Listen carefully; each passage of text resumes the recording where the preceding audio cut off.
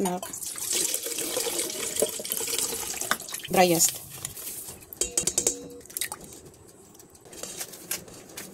Flour.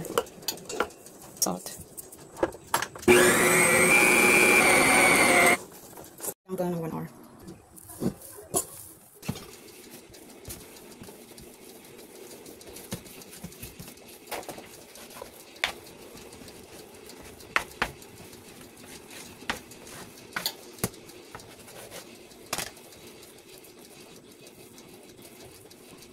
Buns. Ganyan. Yan ang aking buns. Papahiran ko lang siya ng egg yolk sa milk. O egg yolk at saka white milk. And evap milk. Itapos ko lang to. Sira, hindi ko mahanap yung brush ko. So, ilalagay ko lang to sa top. To become a good color my buns.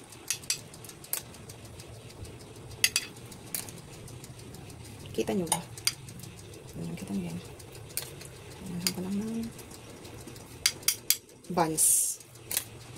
Buns siya, guys.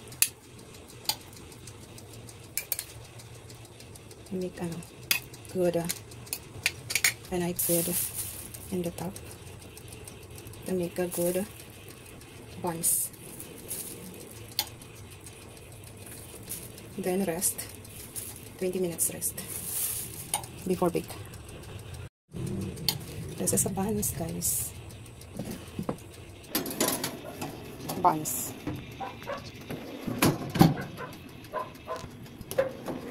Buns. Putok yung buns ko.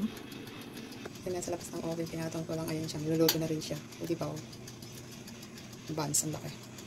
Ito lang sila dyan para bomba yung aking buns. Ang laki. Wow. It's okay. Sing down.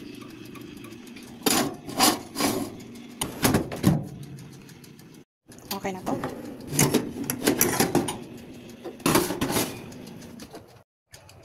Buns.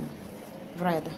Namimili na lang yung kakain, kung anong kakain. And this one, guys, is buns. But I really like this color.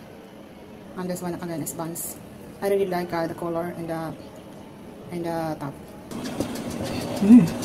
Ang plato niyan. Yan, lambot. Ang lambot.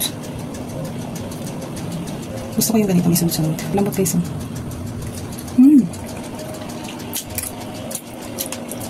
Lambot. Yummy.